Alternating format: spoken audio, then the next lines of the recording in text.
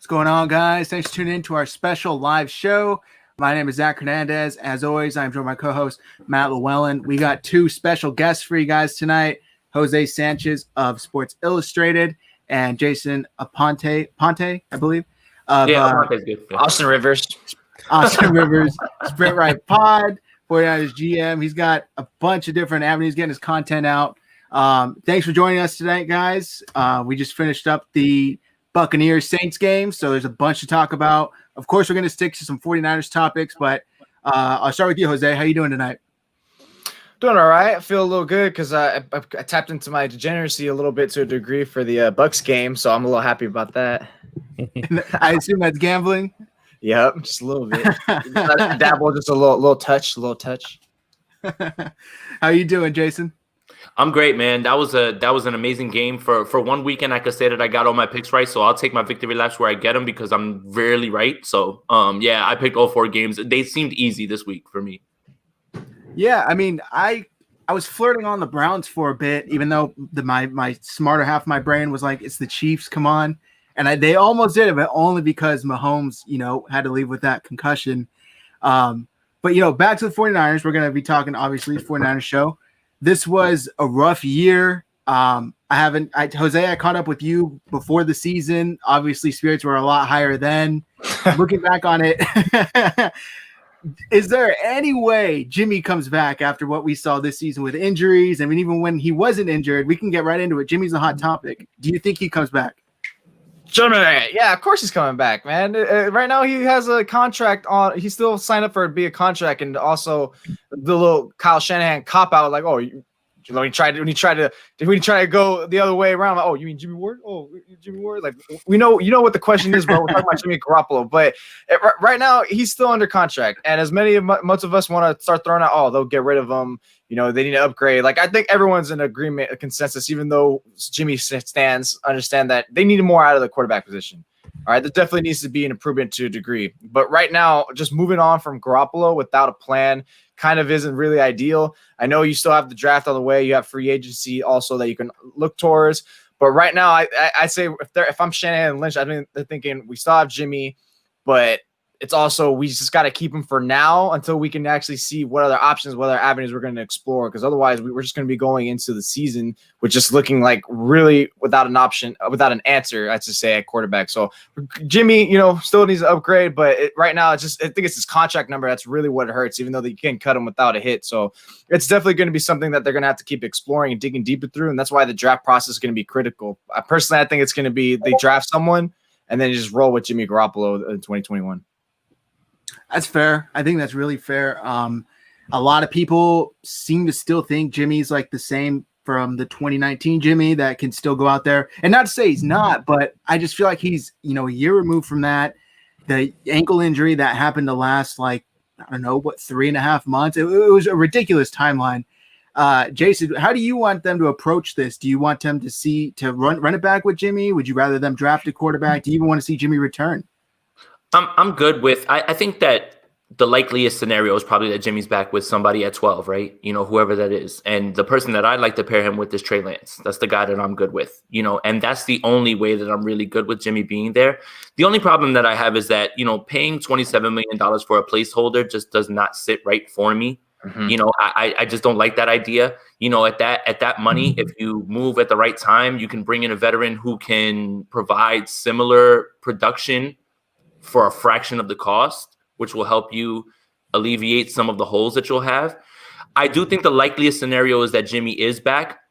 I am going to predict that he's not back, though, that he's not the starter this year. I don't think he will be the starter. I'm not going to tell you it's Deshaun Watson. I'm not going to tell you it's Matthew Stafford. I just don't think he's back this year.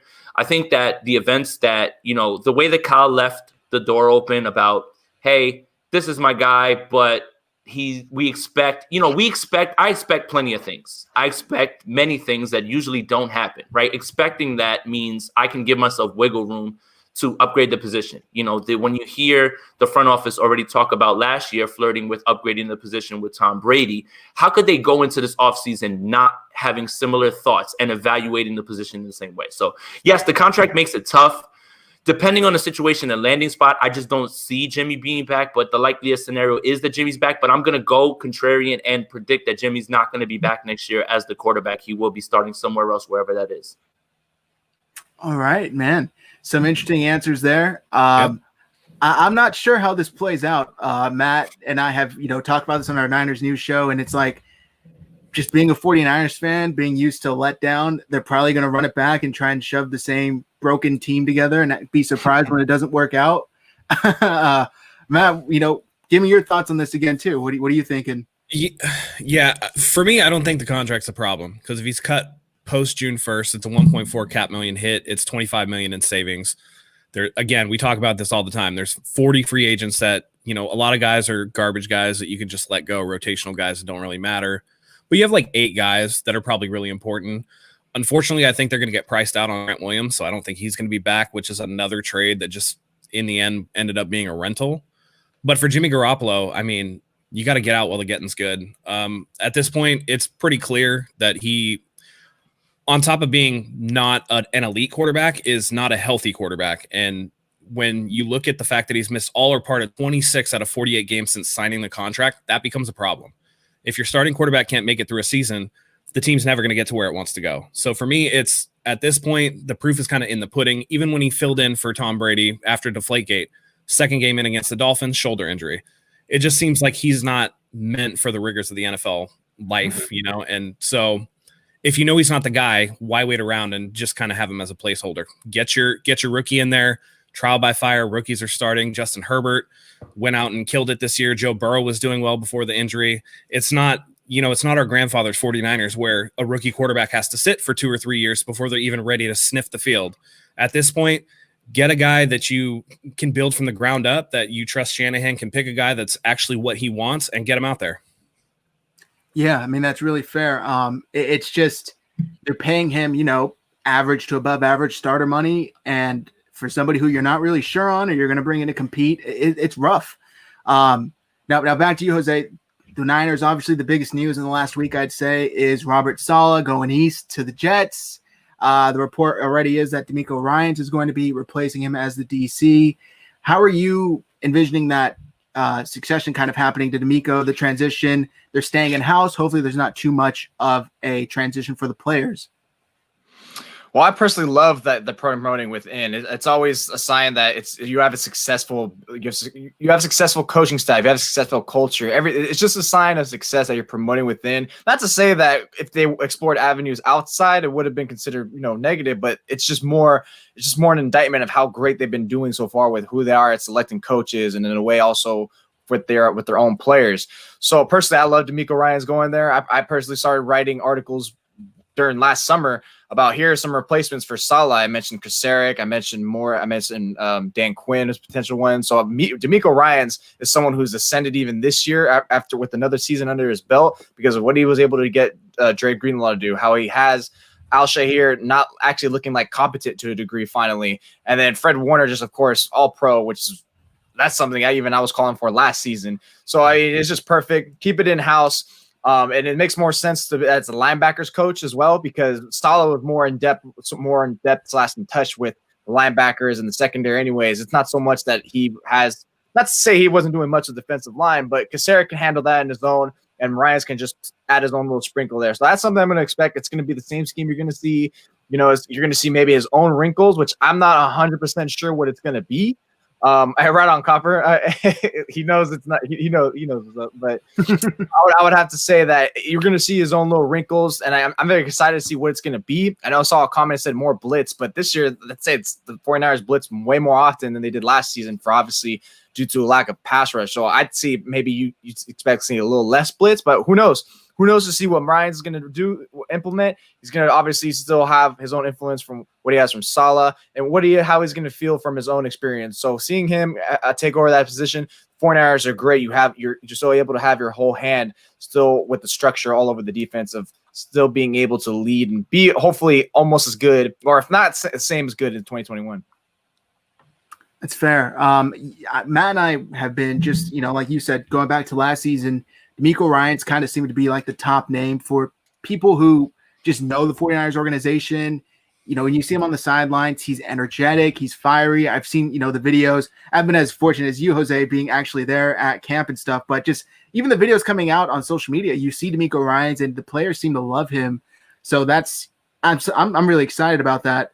That actually reminds me. Sorry, Zach. That reminds me. No, This past training camp, I mentioned it once that I remember seeing D'Amico Ryans will actually get into these guys. Not to the degree of Kish Kasarik, he'll start cussing them out and start yelling, hoo rah rah, all that stuff. But I remember seeing they're doing tackling drills, and they're never going 100 full speed. Not tackling drills, they just attacking at NL, break down, wrap up. That little half effortness right there.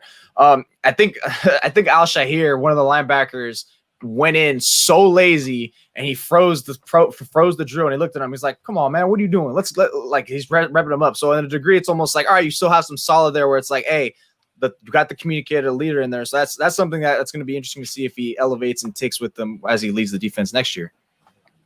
Yeah. That's nice to know. Matt, question personally for you: still drafting a quarterback with first round pick?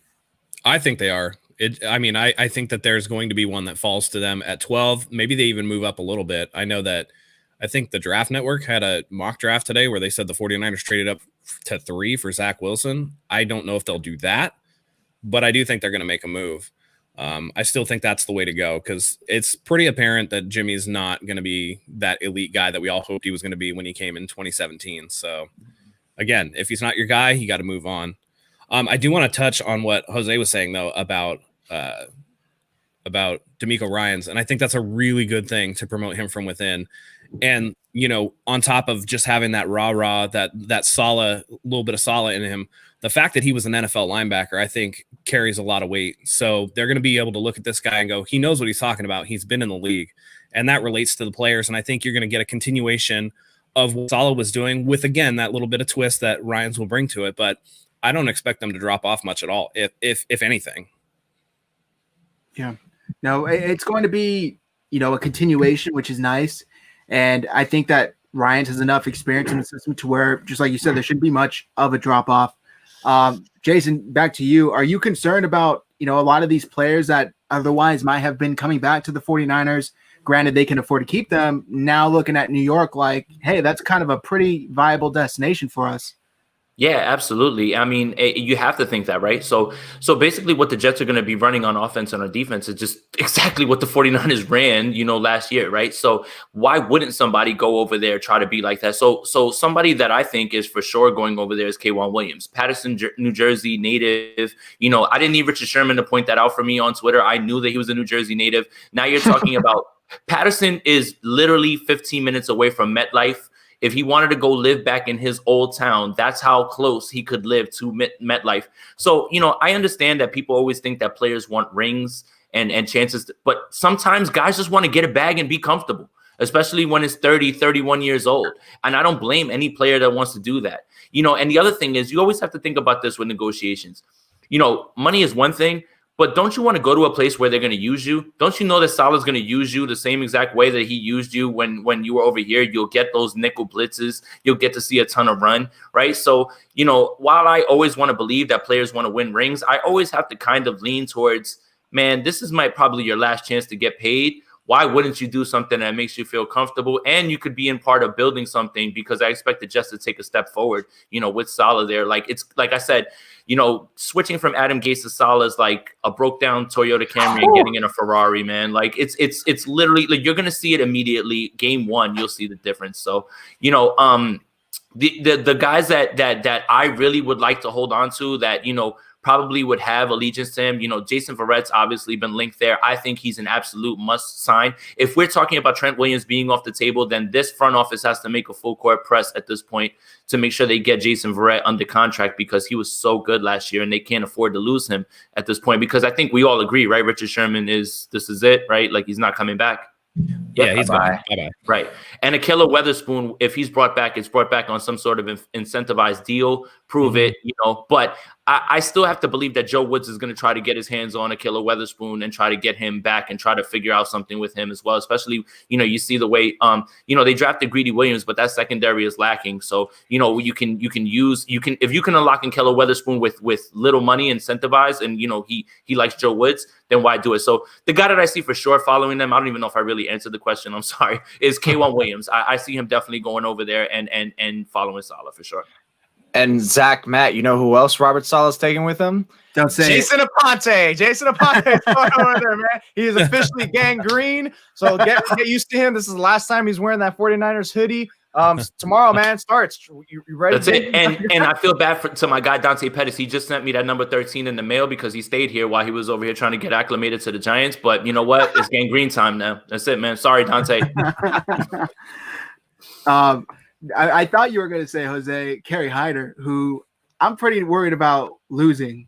I don't think it's going to be Hyder. I don't see a chance. Oh, I wouldn't see a chance. But Hyder has always been Kasarik's guy. I mean, I was listening. I remember listening to that press conference live during training camp, and it was just from Kasarik's thing. He talked about Ronald Blair.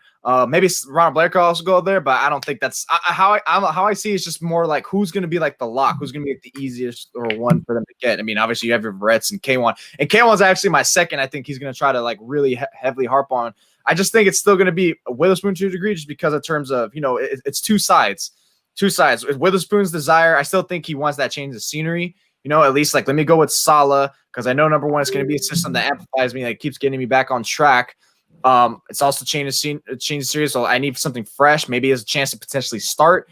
And at least he knows he's going to surround the team, or at least the defense to a degree, with how it was with the 49ers the last 2-3 years, So it kind of behooves him as well. And then, on the degree of what Saleh wants, K'Wan Williams is so magnificent. I don't remember getting to a debate with someone saying that Hyder would come as like a more priority to sign than a K'Wan, such which I do not see, because of K'Wan, what he does in the role in terms of Saleh's offense. I mean, we all understand how vital it is to have not just the nickel corner do what K'Wan does, but just like he's not even a nickel corner. He's just a defender. All right. He can guard the slot receiver to a very high degree. He can come in on a blitz, run support. That's why they call him the shark out there, man. It's like every time I would ask these players questions about K'Wan Williams, just like you just can't say enough about him just because of how smart he is and what he does. And so I think I love Jason's point about K'Wan and just going there for sure. I just think it's going to be more Ahkello. I just don't see how Kerry is going to go there, especially,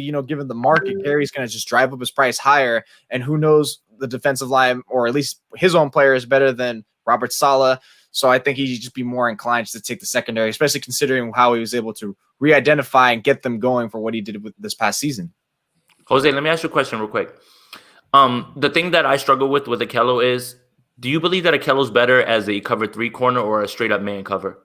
Man cover for sure. Yeah, for sure. That's the problem. So that's my issue with going over there to Saleh, right? So you're going to go over there and they're going to put you in cover 3, right? Because I suspect them to run that, right? But he changed it this year, though. No, he didn't. No, but he changed it with the personnel that he had. I don't know if he can do that right away with the Jets like that. Like he may just have to ease it. So that's the only thing that's like my hesitance towards that, right? Like we saw him thrive in man-to-man. I don't know that reverting him back to cover 3 is best for his development or something that he might want to do. But again, pure speculation. I'm not going off anything, but just, some theory I just made up in my mind. And it's not like I can really say a whole full testament is it going to be a strict cover 3 or a mix and match? Because I don't know exactly 100% defensively, talent-wise, where the Jets are sitting. You probably know that's more. My question too. Area. No, but that's my question too. It's like, Jose, do they bring over the wide 9? Are they strictly cover 3? What does he? So this is what I'm interested in and what I'm trying to keep my eye on, because I can't, I love the idea of the wide 9 because it's going to get Quinnen Williams in space one-on-one, and he's just going to. Quinnen Williams is making the Pro Bowl next year. Like, can I say this on January 17th or whatever it is? Quinnen Williams is about to go crazy this year. He's going crazy this year with Robert Saleh. So I just don't know if it's going to be wide 9 or just straight cover 3, but I'm interested to see all those things because I want to see, we saw Saleh. See, this is what always my point was with Saleh. He just continued to get better. And what more can you ask from a coach? Every year he got better at what he was doing. And this year was the best that he ever did because he had to find ways to generate pressure without Nick Bosa. And he just did a masterful job of mixing up K1 on the corner, right? And then sending Jimmy Ward, dropping K1 instead of just sending K1. Like, he was masterful in moving it around. And like you said, they made a transition from cover 3 to straight man. Like, pretty much, like, they ran a bunch of quarters, like under the radar. They're just straight up man now. Like, they're not cover 3 anymore like that. So, Matt, you got a question here in the chat from Jen again. Yeah. Pop it up. Yeah, I don't see them getting somebody like Patrick Peterson. I would expect like a mid-level guy if they were going to go out and get. They have to replenish the secondary somehow. There's just too much turnover that's going to happen for them to just sit pat. So they're going to get somebody out there. I kind of think they're going to bring Akella Witherspoon back on a cheaper deal, like incentive-based again, like was being said before. But I think Tart's gone. I think that Sherman's gone. K1's a possibility to leave. And then you're kind of left with a bare cupboard, you know. Verrett, somebody they also should bring back, unless the price gets too high, because I'm still, you know, as somebody who, you know, is in healthcare and knows about that, it just the injury history scares me. Good point. So good point. If you give him money and then he goes out and again ruptures another Achilles or tears an ACL or whatever, like now you're kind of stuck, you know. And we've seen it happen time and time again where somebody in a contract year plays really well, and then the year out, I mean, Eric Armstead played really well in a contract year, and we got not a lot of production out of him. So I think they need to be careful. Now, a question to you guys, and you know, we can start with Jason.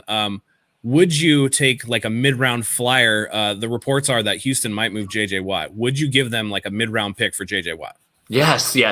Come on. Look, I don't even know schematically how that works, but come on. There's no way that if it's a mid-round pick or something like that, you know, I understand the 49ers have been better at mid-round picks than they have first-round picks. Sorry, guys, if you didn't find that out, but he's got a free third-round pick that you could just toss him right now. That's what I mean. Yeah. That's what I mean. For clarification, because he does have $17.5 million salary going into this year, and they'd have to restructure to kind of work that. They might be able to do it, but who knows? But with that contract in mind, would you take a shot? Yeah, for sure. And he would. You know, JJ Watt is just as fed up as everybody else is, and the reports are. You know, like, just listen to him speak after the game. Like, you didn't need all these reports to come out about the ownership to know where JJ Watt stands. JJ Watt's not in any position to sit around and rebuild with any team. So, you know, yes, your next destination has to be a Super Bowl type team. And yes, the upside of having JJ Watt on a line with Nick Bosa. Yeah, stop it. Come on, man. We're playing. And then, you know, then you can get flexible with what you do with Eric Armstead, right? Get him back inside and get him going. So, you know, while I understand what you were saying about Armstead, it's just, you know, I don't like the money that was given out for a player that we all kind of know that everybody else has to be intact for him to succeed, right? Like, I really don't think that anybody really thought Eric Armstead was like that type of player. It's just unfortunate that when everything else goes the way it does, is, you know, you can't really look to him to impact games as much as you would like for that money. Right. Yeah, give me JJ Watt easily. I mean, come on, it's not. This is the thing that I've heard from people saying like, "Oh, we need D4 back." It's not really like a unique D4 scenario. It's just get an adequate pass rusher to the other side, because edge rusher, obviously with this defense, is heavily predicated, and it leads the way just to make any type of success to getting to the quarterback. So yes, yeah, you just got a third-round pick. You literally just got a third-round pick for nothing. That Saleh pretty much said, here's a third-round pick. Thank you for giving me this job. I was like, all right, hey, Houston, you want a third-round pick? I heard you're selling. I don't know if Houston will do it. You know, that's always in debate. But if you're the 49ers, yes, you take that, man. I think it was Chris Morton said that reported that there were inside word that Houston was going to try to accommodate him and move him because they know that he's at the you're right. I heard about that. Yeah, they'd be more accommodating for him just because, like, this is for the guy in the chat that was like, y'all need to stop playing Madden. I mean, if they're going to move JJ Watt, then just throw him something. And you have to understand, you don't have to play Madden to restructure, and guys will take less money because JJ Watt is rich, and, you know, and Houston should do everything that they can to accommodate him. He's done more for that franchise than anybody's done for the city of Houston, including Hakeem Olajuwon at this point. So, and teams accommodating, you know, legendary players like that. It's not like foreign territory. The 49ers did that to Navarro Bowman 2-3 years ago. They said, hey, rather than trade you, we'll cut you and let you give your spot. They did it to Trent Williams. Hey, we know you came up from a shady organization. Let's front load your money and we'll guarantee you not to tag you. So that was kind of like their way, almost their bargaining chip to kind of entice Williams. But I still don't think Trent Williams is coming back regardless. Yeah, but like it's just the point of being forthcoming and just like, hey man, this is what it is. We're on your side. We want to build this up. So that's how they. And it's not a move that's not without risk. Obviously, we talk about Verrett's injury history. JJ Watt has an extensive injury history too. It's not a risk-free move, even though his contract isn't guaranteed or whatever. You're hoping that he can stay healthy in his age 33 season and make an impact across from Nick Bosa. So. That's really where that's coming from. I agree. I think it's worth taking a shot. It's just interesting that his name is being floated out there. Mm-hmm, for sure. We got a question here, though. I do want to get to Angie Sunshine. Any other non-Niner free agents you'd like to see the team go after? Jose, you can go first. My homie Angie, 49er GM. My bad. I'm sorry. I didn't mean to do all that. No, you're good. Jose, go ahead. I can't wait till me and her are back in the press box. I can bully her again. Let's see. Are there any non-49 free agents you'd like to see to go after this season? Ooh, yes, Frank Gore. Go Frank Gore. That's only because that's partly because I haven't looked at the long list yet. I'm still identifying, reviewing. I'm in the mode of still reviewing like what the team needs and all that stuff like that. As my articles go by. But off the top of my head, just the one I've already said, just Frank Gore. I know it's like don't pay running backs. You don't need to go after all this stuff, but. To me personally, Frank's playing for free. First of all, he's going to go for a chance to win a Super Bowl because the 49ers will still be back in Super Bowl contention with the healthy players, and given if some of their additions from this upcoming offseason pans out, then yes, it's going to look good. You want Frank Gore there because healthy. All right, what's one thing that they lacked at the running back position? Health. Mostert. I know Wilson's more durable, I guess, but you still got to be, you still got injured there, Jeff. So we have to figure it out. Frank Gore, yes, Frank Gore. I know it's more like a pipe dream. It's more just mentioning it. It's to me, it's just the problem was the lack of accountability from offensive side of the ball. How I see it, both sides of the ball lost a leader. Joe Staley, DeForest Buckner. Fred Warner stepped up in the leadership role. Now, albeit his gameplay supported his leadership, point is he stepped in, filled in magnificently. Everyone can't stop talking about him on defense. Who was supposed to be that captain on offense? Mike McGlinchey. He is a terrible leader. He has no accountability. And I know some people debate like, oh, he's not as bad as he says. Yeah, whatever you want to say. Point is, this guy lacks accountability. It's something that I never have heard him say, oh, that's on me until his exit interview or whatever, his last interview. So at least you get Frank Gore. They just need a veteran in that side of the ball. A veteran. You saw it earlier in the season, and I had this tweet out with him when he tweeted out after one good game. He was like, "Still here," and I'm like, "Yeah, that's one game, dude." And if you heard his last interview, which was, I think it was the post game of Week 17. He didn't have an exit interview, but his post game, he literally talked about how it hurts hearing. Or not even the lead up to Week 17. Hey, he mentioned like the criticism hurts him. So it's getting to him. So it's like, come on, man. If you're supposed to be like top dog in terms of being the leader, being that guy in the locker room, a captain, you shouldn't be letting just simple Twitter hands out here, letting get bothering your gameplay. What would Joe Staley think about that? Like, come on, man. What are some other veterans going to think? That's something that Frank Gore could came in and could have told you, you know what? Don't worry about that stuff. Let's control what we can control. Give them that spell back from talent. It's just more so just with the voice of reason. Just be like, hey, Unc, or hey, that's why Uncle Sherman. That's all Sherman's that veteran on that side of the ball. Just someone just like that. Now I'm saying he's a must get. I'm just throwing out that as a potential player. I don't see the 49ers doing that at all. But I mean, come on, let's just get one more year with the 49ers, right? Just end it right. End his final season with them if he does have a final season. Well, and the thing with Gore, too, is unlike Coleman, he won't get stuffed in the backfield. That's another thing. Yeah, so, I mean, there you go. He'll fall forward. Exactly. I was looking up the stats. I texted our group chat. He finished the year with, 28 yards? I'm like, how does Coleman do that? How is that even physically possible? For $5 million. Injuries fell out of favor. It's just so thankfully him and McKinnon are off. One solid game. A quarter, you should be able to get more than 28 yards. I mean, to make that much money and finish the year with that, it's pitiful. Don't even get me started on cargo plane McKinnon, dude. Yeah. He's not the jet here. He's cargo plane.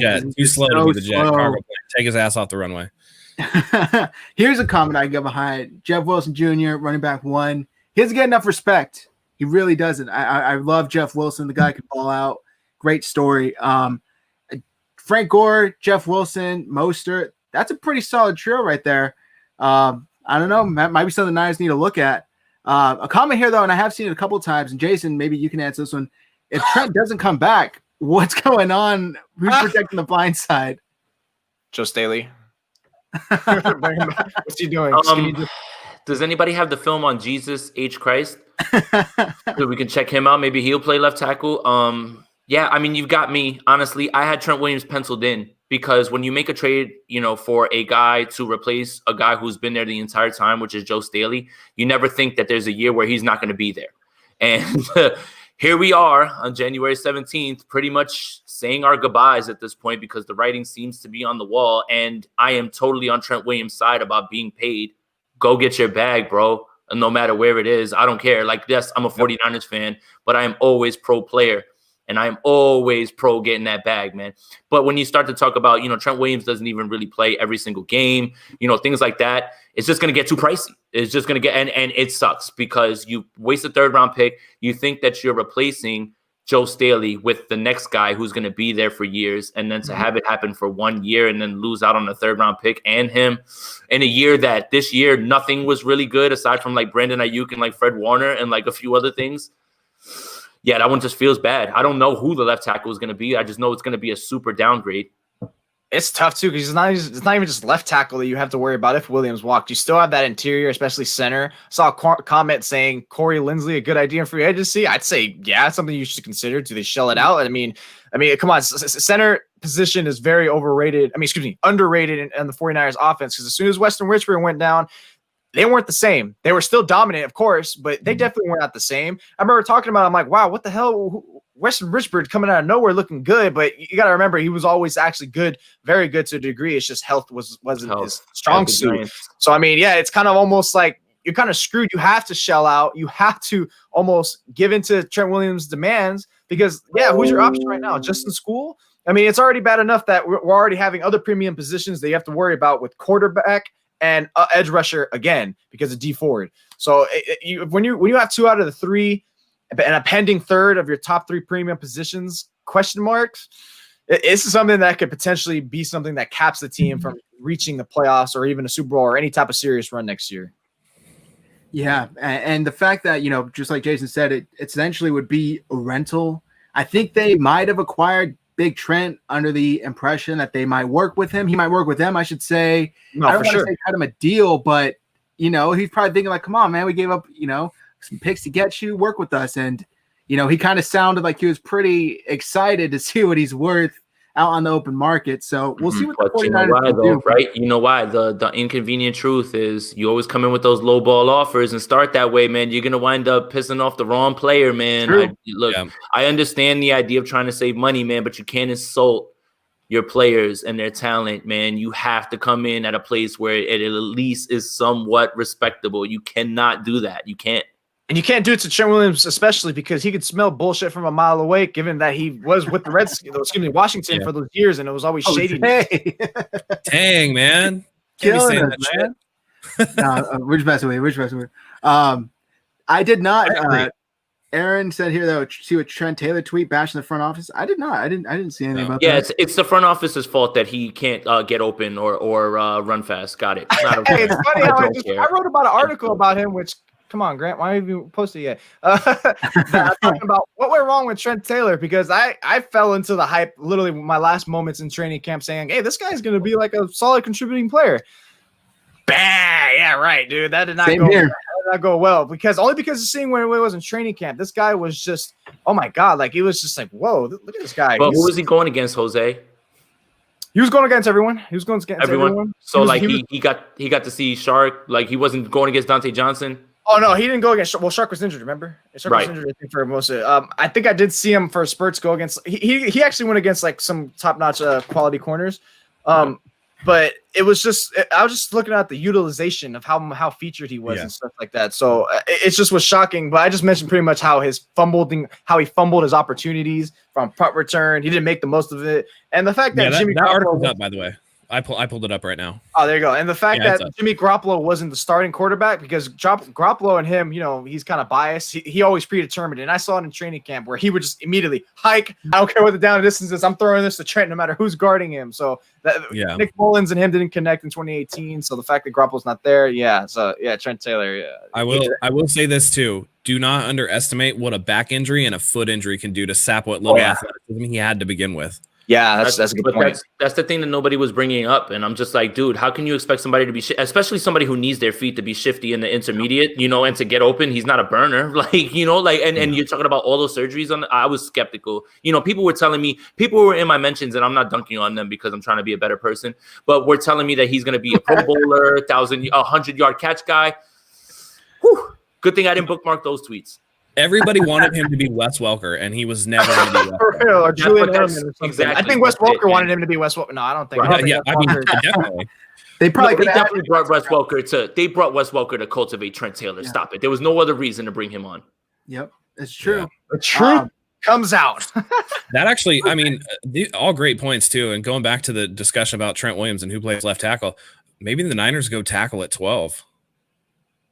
I mean, I'm not fully on the. After Sewell, there's nobody really, so maybe they trade back. But I mean, you got multiple positions you have to fill. I think Richburg's gone. Obviously, he again can't stay healthy, and that quad injury seems like it was like a killer. So he might be done. Yeah, I don't know. So maybe they bring Jimmy back and just run with tackle in the draft. I don't know. Yeah, you can't return from a patella tendon when you're that old as center. Like, it's just not possible. Just ask Tom Segura. Right, Victor Cruz came back for what, like a few games. That was cool. Yeah. Everybody was happy, but he was never anywhere near. Imagine being a safety at that age. And I can tell you from a biomechanical standpoint, it takes a lot of force to tear that patellar tendon. It's one of the hardest things to tear in your body. They had Tampa convinced they were going with offensive linemen. What, last year, right? And then that was when Tampa traded up to get, was it Wirfs? So Tristan Wirfs. I mean, there was an argument to be made then. There might be an argument to be made now. And they knew the Trent deal was there. They knew the Trent deal was there, though. They knew that they had that in place the next day. So, that was another for sure. Mm-hmm. Definitely. I'm sure Staley had talked to him right after the Super Bowl. Exactly. Oh yeah. Yeah, they did. They knew he was retiring. So they found that neck thing as soon as he was done. I mean, he said he was having problems all throughout the season. So they knew something was up, tried to band-aid it to get him through. They knew he was going to be gone. So yeah, definitely they had the Trent Williams thing in place. I mean, not that Wirfs would have been a bad pick, but he's cost controlled. I mean, I'm not mad at Ayuk either. I think Ayuk is nice. So Ayuk's the man. I mean, that's the one that they nailed. The Kinlaw one is still good to me too. So I think they did well this first round.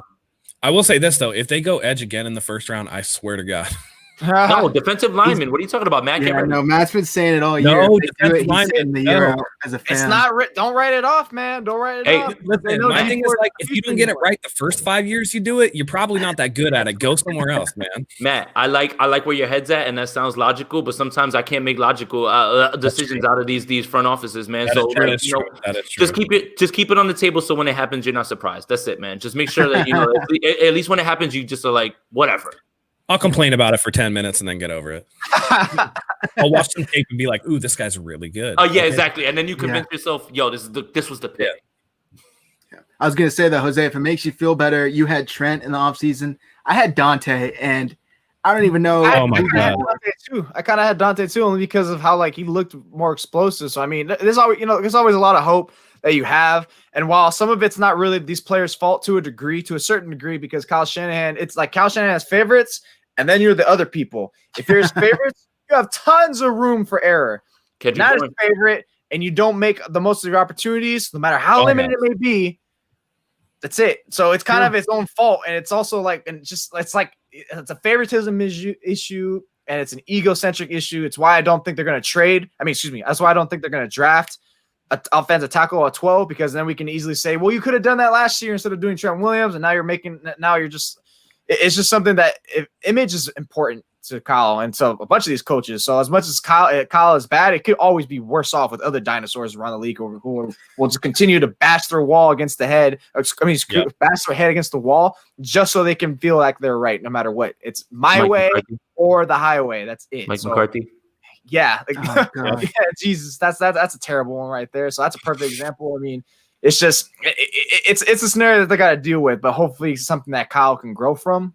Hopefully, I will say this for Kyle, and this goes to this question right here. He has kind of softened his stance on the mobile quarterback thing. He has adjusted his viewpoint a little bit, and I think when you watch Kyler Murray and Russell Wilson carve you up every year, that kind of makes that point for you. But for me, I don't think that his ego, whatever, will prevent them from overhauling the quarterback room because I think the only one that he likes is CJ Beathard. I don't think he likes Jimmy Garoppolo. I don't think he's a big fan. Dude, I don't think anybody's a Mullins fan anymore. So yeah, dude, the reason I think that this whole quarterback room is being overhauled is just when you watch the All-22, just focus on Kyle. Watch the missed throws. You cannot tell me that he likes any of these quarterbacks. Like, any of them. Shanahan is the opposite of Robert Saleh, where Saleh's like, and then you get the opposite in his hand. Like, here's your best analogy, right? Sean McVay is just as frustrated as Kyle Shanahan is. He just does a better job of hiding it. You never see him on the sideline doing it. Kyle is full on. Like, just hands down, like, just watch him. And if you watch him and you watch those plays where there's overthrows and you see his reaction and you don't tell me that he's not overhauling this entire quarterback room, forget ego. This man is sick of the 3 quarterbacks he has in his room at this point. All 3 of them.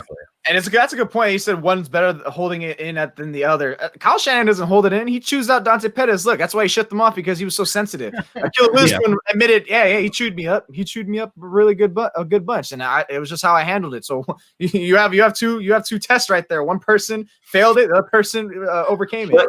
What would Kyle Shanahan have said about Jared Goff if his team was the one that scored 3 points in the Super Bowl? Yeah, exactly. He's not going to be there standing in the box for him. He's going to say, that guy needs to work his ass off to get better. He's not as good as we needed to be. We scored 3 points in the Super Bowl and be like, peace out. By the way, McVay came out today and said he's evaluating everything, including quarterbacks. Yeah, so you have to. Although he earns tough points for me for playing with that thumb, he's just not effective. And I kind of feel bad. I feel bad for them to a degree because Les Snead's not doing him any favors. They're definitely not on the same page, giving him that contract. I don't even think they needed to give him that contract at that time, man. I think they could have did just one more year.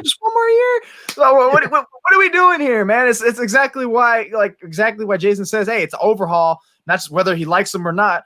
Because first of all, Jimmy was never Kyle's guy. That was John Lynch's guy. John Lynch did that trade, and he even admitted, hey, I woke up, I come into the facility, hey, I have a trade in place. So I'm sure Kyle's like, well, what the hell? I'm not getting Kirk Cousins anymore. So I'm pretty sure he's like, all right, because we invested in him, he showed enough promise in 5 games. Let's give him his contract, and I'll work with him initially. He's trying to work with him, but he can't because he can't stay healthy. There's no debate about even talent anymore. Don't even talk about what he does or what he's limited at, because if he can't get in the field, what are we talking about here? So that's why, yes, draft, sign free agents. So that's why when Jason says, hey, he won't be the starting quarterback, I believe that. Nothing's on the table. Nothing's going to surprise me or shock me. Right. Yeah. And the thing with the health, too, with Jimmy Garoppolo is you can see it, especially this year. Go back and watch him in 2017 when he started for the 49ers and look at his feet, and now look at his feet. Yeah. Completely different. Those injuries have made him scared. He's got happy feet now, and he's wiggling all over the pocket because he's worried about that low hit. I agree with that, and I think that he's eroded. And look, I'll be on record. Like, I was starstruck in 2017, even when it was just those little few games, and then the way he played in 2019. But I feel like a lot of the footwork issues that he had were still there, even when he was playing his best. That's the thing, right? So it's like winning is the best deodorant. So like it took me a while to like look back and say, man, look at his feet here. Like, so that's why when people give me the bum ankle thing, it's like, dude, that ankle's never really been down ever since he's been here. His mechanics have been terrible, like that. But you guys like those off schedule plays that he made, in that 5-game stretch, thinking that was the norm. What if that was the outlier and not the, and not the rule, like that's the thing that you guys have to evaluate, right? It can't be so black and white off the bat, right? And I was blind to it, he had great games, but he also had games where I watched his footwork and I look back on 2019 and I'm just like, what the heck was that, dude? Now it has eroded because of the things that you said. He's scared about getting hit now, right? And then the ankle injury, kind of put him in a spot where he was even more worried about it. But I feel like the footwork issues have been consistently there since he got here, and we just kind of didn't see it because he won 5 games in a row, and everybody was like, oh my God, look at a good quarterback finally, after you've been subject to Hoyer and Beathard and everything. And then, in 19, when the offense is humming, you kind of let all that stuff go because you win 13 games. But when you get a chance to really sit back and dissect it and look at it, those footwork issues are still there, whether the ankle injury was there or not. So, I mean, I'll argue that with anybody. And if you go back and look, so when he was coming back from the ACL, I wanted to see like what was up because I was like, maybe he can develop that deep ball or whatever. And I saw second game Cincinnati, that Marquise Goodwin touchdown where he criminally underthrew him by like 20 yards when he was wide open. And I was just like, well, that's not happening. So I went back and watched his tape from college, and he used to step into throws, and something happened in New England where he stopped driving through the ball and just relied mostly on just upper body twist, and it's completely killed his downfield accuracy, because in college he looked like he could hit deep balls to the outside. He can't do that to save his life anymore. So I don't know what happened, but again, the luster is kind of coming off, and even people who are staunch Jimmy defenders outside of David Lombardi, that's notwithstanding, everybody's starting to see that maybe he's not what we thought he was. And to, Jose's point, the biggest thing is health. Again, the best ability is availability, and he hasn't been available. Like I said, missing parts or all of 26 out of 48 games since the contract. It's unacceptable, because the 49ers will never win if they're constantly having to throw their backup out there. Yeah, and I think it's funny too. Like when some of us will mention, like I for one, I'll be like, oh, if the 49ers had Garoppolo this year, they'd be in the playoffs. And then you get the Jimmy stands like, whoa, I thought he wasn't good. Like, all right, first of all, there's a difference between starting caliber quarterback and bum backup.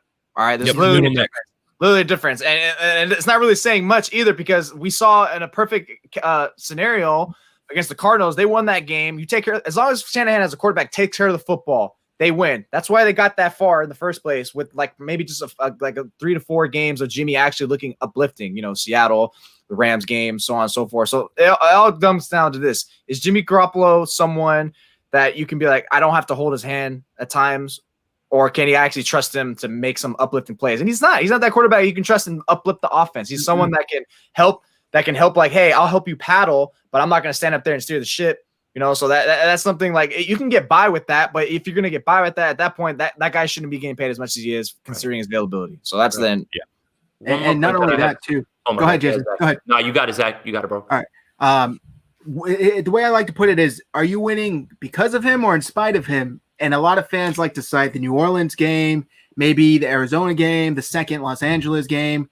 But that's like 3 or 4 games. Like, they were random.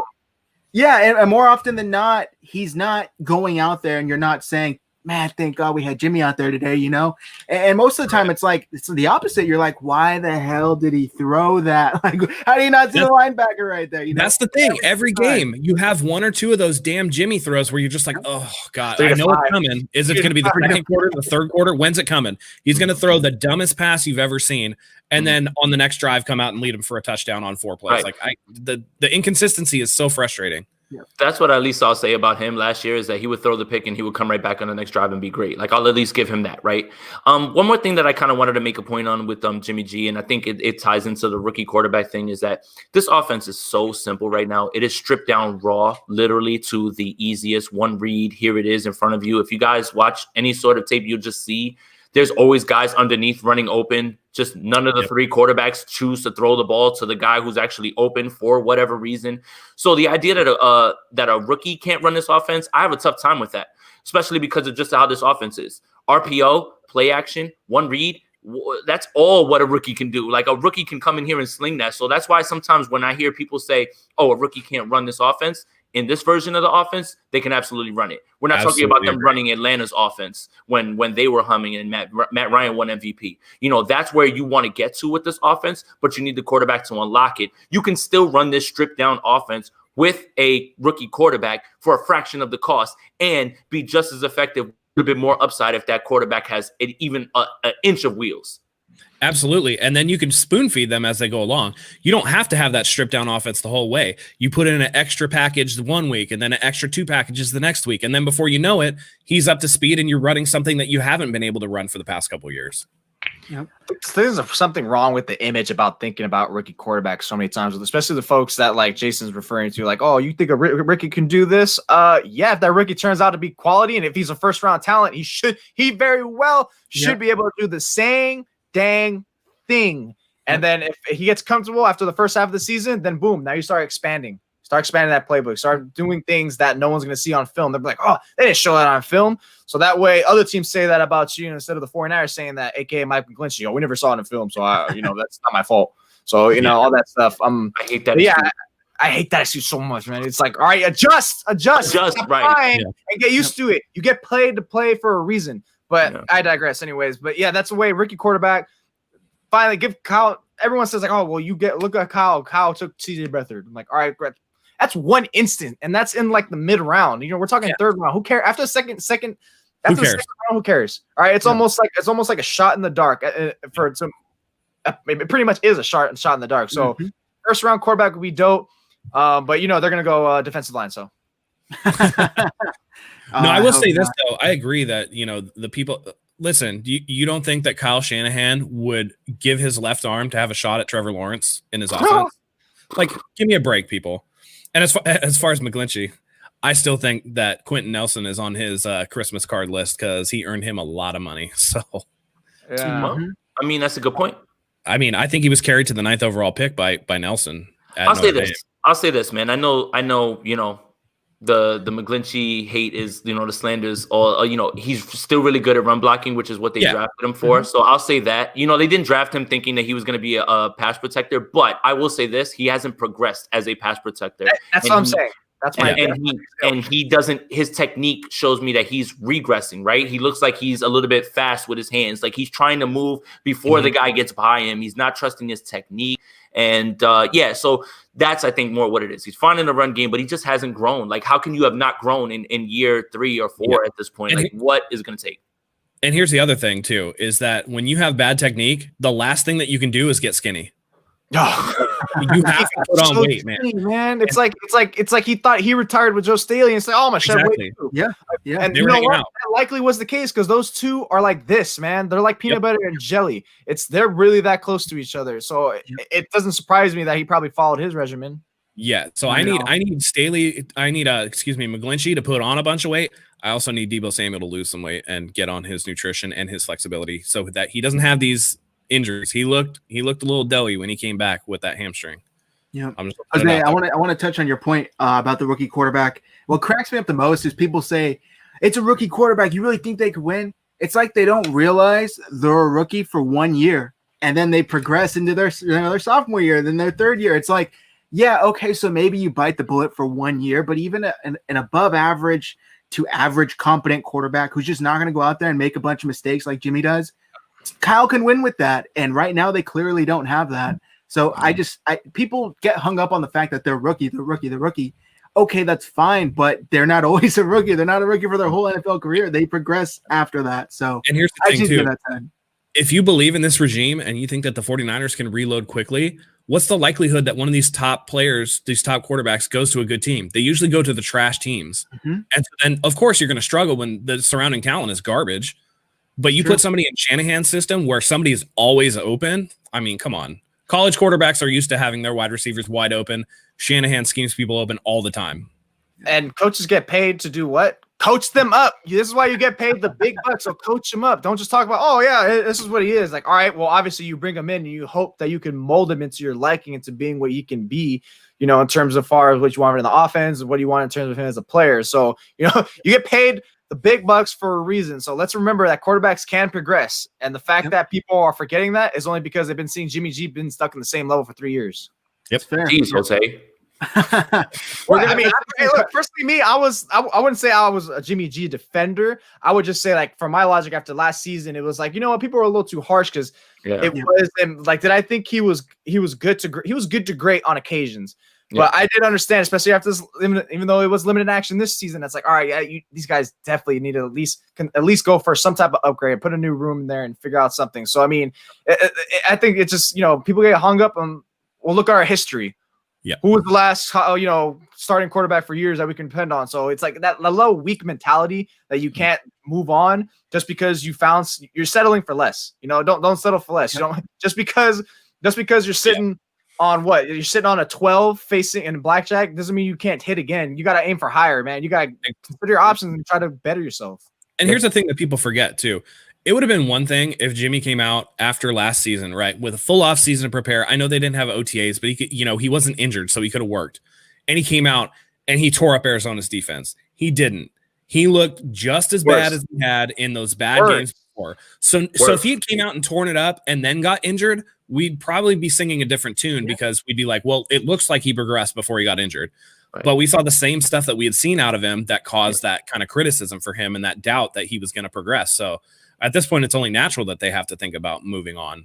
Right. 100%. And stop yelling at me on Twitter about week one, because week one is your healthy Jimmy game, right? And I don't want to hear anything about offseason. You get paid $27 million. You're in the offense again. What changed? Get out there and make those throws. The ankle had nothing to do with him missing Kendrick Bourne. The ankle had nothing to do with him not reading the field and seeing Dante Pettis. The ankle has nothing to do with him missing the outside throw to Trent Taylor. The ankle has nothing to do with him missing McKinnon at the goal line wide open on a read. I don't want to hear anything about the ankle when it comes to week one. That's my data point to a fully healthy Jimmy Garoppolo. And against that Arizona defense, that didn't pass the test. No. Take that for data. Hey. Hey, Jason, you know what's I think my favorite part about some of that? Oh, Jimmy didn't have. My favorite argument is hearing Jimmy didn't have George Kittle. Who got George Kittle injured in the first place, man? What are you talking about? What are you talking about? You know what's funny is those throws, right? Those throws are everywhere in the league, right? So when everybody says, "Oh, well, they're making him throw behind the line," yeah, people throw those behind the line, but they don't lead their receiver up off the ground. Like it's an easy throw, and he missed it, and he consistently misses. You notice they rarely run wide receiver screens, which is one of the most common things that teams run. They don't do it because Jimmy can't do it without throwing a hospital ball. I'll give the blame to Kendrick Bourne, right? Like Kendrick Bourne has to get out there and get on him. But if that ball is thrown on Kittle, that guy has no chance. Kittle can get around him and still make a play. So yes, I will say that was bad execution where when you watch that play, Kendrick Bourne has to get hands on that guy, but he didn't, and still that ball was high and it put Kittle on the injury. Like he played the rest of that game, but for I feel like he wasn't even there. Yeah. Yep. All right, let's go into some questions here before we start wrapping things up. This one I thought was pretty interesting. I saw it come in earlier. The Draft Network had a mock draft out by Ben Solak, and they have the Niners giving up the 12th overall pick, the 44th overall pick, next year's first, next year's second, and next year's fifth. And in return, they got back the 3rd overall pick and a 6th-round pick for next year. They in turn used that 3rd overall pick to take Zach Wilson. Jose, yes or no? Would you make this trade? That's a tough one. That's a lot for Zach Wilson. But I mean, hey, I think you probably do consider it and probably do pull the trigger just in terms of, you need your guy. I think the one thing I'm just skeptical on pulling the trigger or not is, you probably still could get someone worth value that you can mold into that falls to 12 or falls later down the line, whoever it may be. It's still because that's something I'm been looking at right now is all we hear about is Zach Wilson, Trey Lance, Justin Fields, the top pretty much 3, 4, 5 quarterbacks. But I'm like, I want to know who are the 6 through 10 quarterbacks as well, in case, they do get that 2nd round pick, that 3rd round pick guy. Trading for him, it's definitely something that you would lean towards. But if you like him and you think he can fits everything well, then pull the trigger. Now I don't know if I like him enough. I know Javi convinced me, like about all of us, he was the first one on it. That kind of got me like, all right, you know what? Zach Wilson is pretty smoothies. This guy is sweet. So I like him. And I think I'd even put him a little bit higher than Justin Fields to a degree. But I think it's something that you just got to wait to see how the chips fall. But it's something that you want. And yeah, go for it. You get a rookie contract. And if you can get him to do nice, then all of a sudden the whole ship is humming. Yep, that's true. The rookie contract's huge. Jason, question here. Who pays the price for another losing season, Kyle or John? Or do you think none of them? They should bite the bullet. John. Really? If anybody's moving, it's John. This is look, I get it. I'm a charter member of Only Shans, but I really know that he's the one who is in the driver's seat. Like Kyle is good.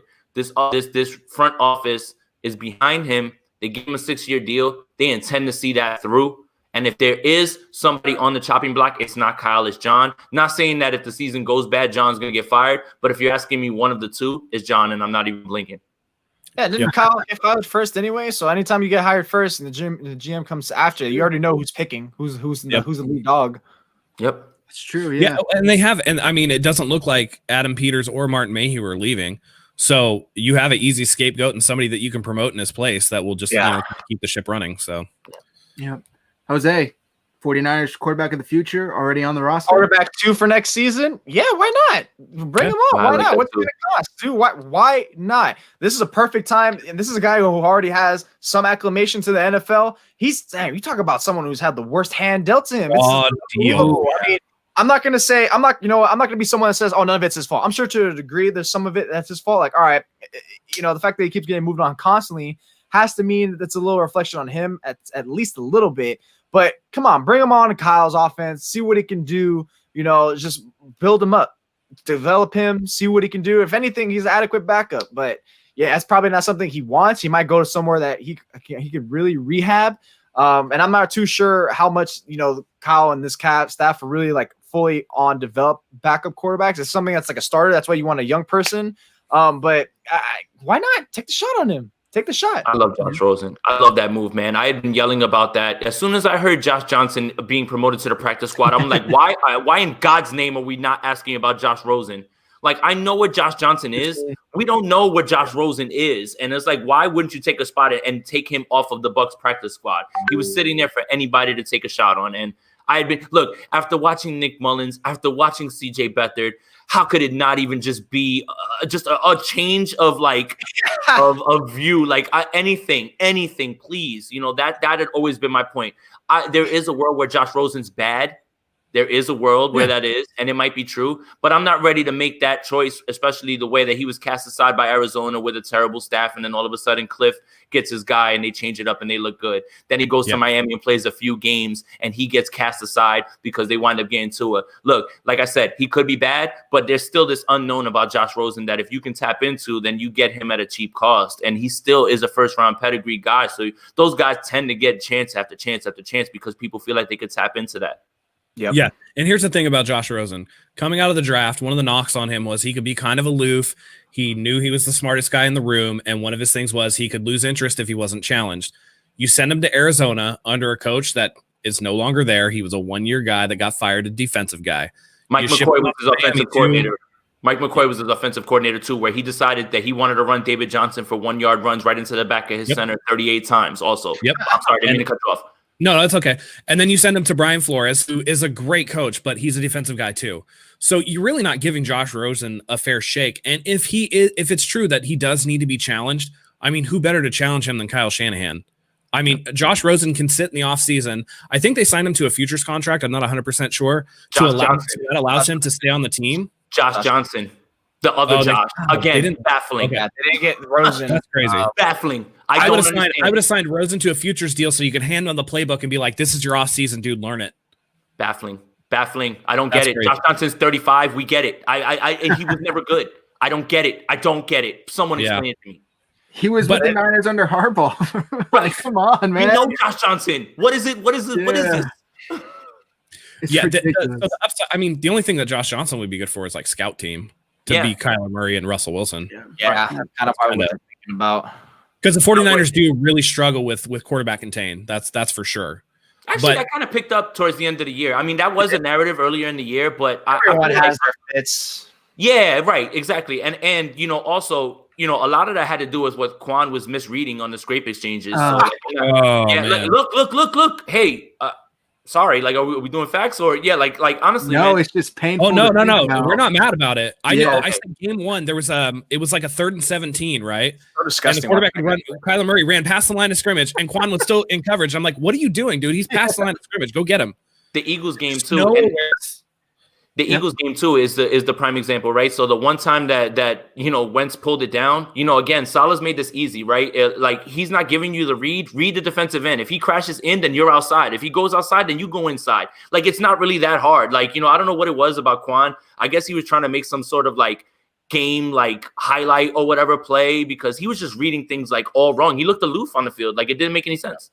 No, he was. And even Saleh admitted saying like, the thing what you give a Quan is you get the dude that's going to use his instincts and make his own calls and stuff like that. And with Drake Greenlaw, you get by the book. And it's like, yeah, stay by the book, which is kind of funny because the guy who's trying to go for more calls in the game-breaking play never gets it. The guy who stays by the book got a nickname Big Play Dre in 2019. So what are we talking about here, man? Yeah, Drake Greenlaw is so nice. He's so nice. And dude, he's fast. He's much faster than I thought he was. Like, he flies sideline to sideline. He's nice. And that guy is like Warner. I mean, that's like whatever the 49ers do, they have good linebackers almost all the time. So if Greenlaw even steps up his coverage a little bit, that instantly vaults them into that discussion with like Levante David and those guys, like the best duo, honestly. Yep, he definitely can do it. He's got the wits and he's got the strength and the speed and athleticism. And he's a short tackler. Yep. Great tackler, yeah. All right. Last question, guys, before we wrap things up. And by the way, real quick, we had a blast. Thank you very much, both of you guys, for coming on. We got to do it again soon. This is awesome. You already know, man. another name, and he's kind of getting up there in age, injured. I'm sure you already know Matt Stafford. Who wants to take it? Yes or no? Yeah, let's do it, man. Let's do it. Why not? Why not? You know, same thing. Yeah. The same case we just made for Rosen. You can make something similar of argument of Matt Stafford. No running game, no consistency, no nothing, dude. And the guy did all of that, and the guy was able to turn dust into diamond dust. So I mean, come on. He's able to do so. I know it's not been recent, but when he does actually get something that does turn something his way, he does take advantage. And I just can't stop harping about like, wow, look, he had the best receiver. You know, offensive line was always questionable, no running game, none of this. And you put him in Kyle Shanahan. Are you kidding? That's going to be great to watch. Yeah. He's all the throws, every platform, maneuvers the pocket. One of the best arm talents in this league, and I think that he doesn't get any credit. And I'm just going to completely attribute to what happened to him just Detroit. Absolutely. Detroit. Look at their history. Sanders, Megatron, they decided they don't want to play anymore. Like, I would rather not play football anymore than play for you anymore, and I don't even want to go through trying to find another team. You have killed my love for football. And they just their front office, their ownership hires just dud after dud after dud. I mean, from Matt Millen to the latest with Matt Patricia, they're not hiring the right guys. And even though Stafford does carry a little bit of injury risk because he's getting up there and he has taken a lot of punishment, the fact that Detroit has ruined now what's probably going to be 3 Hall of Famers careers and just squandered them. Get him out here and see what he can do. It can't be any worse than what we've had. I mean, Jimmy can't stay healthy. So if Matthew Stafford gets hurt, what really changed? So that's my point, right? So everybody wants to point to the back injury, right? That's something that could flare up at any moment. But he's missed 8 games since 2010, 2011, something like that. 8 games. Mm-hmm. 8. Yeah. Jimmy's missed 23, right? And here's what I'll point to. And I'm not trying – look, I'll leave you with this. I'm not trying to be, funny. One guy played in Week 17 when he was all banged up and threw 3 touchdowns. One guy was not on the field for a long time. One guy's a football player. One guy took a business decision. So I guess that's what I meant. One guy was trying to boost his trade value. But one guy is a football player and still went out there in a meaningless game and was slinging that ball around, man. That's what I want. I want the baller. I want the guy who's going to go out there like Kittle, who's going to, even after injury and meaningless games, I want you. I want that guy who's going to be on the field, let alone the fact that his arm talent is far superior to anybody on this roster, and it's not even close. Oh, not even close. Not even close. And not only that, too, he had, 8 straight years of 16 games, starting all 16 games. It's like the injury narrative. Yeah. The injury narrative is crazy. How can you start all 16 games for 8 years in a row and then you still get called injured? It's ridiculous. But I think we're going to leave it there. He does get injured, but he plays through it. He plays through it. Yes, right. Yes, that's a great point. He plays through it. It doesn't take longer than 3 quarters to get back. If he's able to start each game, even if he does get injured and leave the game, he's back by the next one. So it's not that crazy. So, and real quick, shout out to Vish. I saw this comment. This made me crack up. That's Vish's food, man. Yo, I love Vish, and I would love this trade to happen for Vish because he's going to smile ear to ear. Like, the only way that he's more happy is if somehow Rodgers falls into the Niners' lap next year, which isn't going to happen. But that's how much he loves Stafford, bro. I think it's so funny. Anytime I talk to him, I talk about that with him. Hey, Jason, don't rule out Rodgers next year because I heard he grew up being a Niner fan and it's always been his dream. Wait a minute. No, hold on. But I heard this story about the 49ers had a chance to draft him or something like that. Is that true, guys? Can anyone confirm? It was all smoke. Or deny. Yeah. Oh, him too. Oh, wow. I've actually blocked out all of those years right there. The Mike Nolan, Mike Singletary years, they don't exist. It's the dark ages. They don't exist. No, thank you. But yeah, I think that's going to do it, guys. We had a little over an hour. I want to thank you both for coming on. Guys, make sure you guys, if you don't already, for whatever reason, follow them both on Twitter. Their handles are on the screen. Great follows. They both got some great content coming out. Jose, Jason, it was a blast. I really appreciate you guys coming on. Like I said, we'll have to do it again soon. Absolutely. For sure, man. Appreciate you having us on. Yes, yeah, sir. Of course. Always. So everybody, thanks again for tuning in. This is our special live stream. If you guys like what you see, do us a solid, hit subscribe, like this video, drop a comment below. What do you guys think? Who's going to be the quarterback? Who's coming back? You know what to do. So make sure you guys drop some comments below and subscribe to the channel if you haven't already. Yep. Go ahead and click the bell for notifications. You'll never miss another video. Until next time, guys, thank you so much for joining us, and go Niners.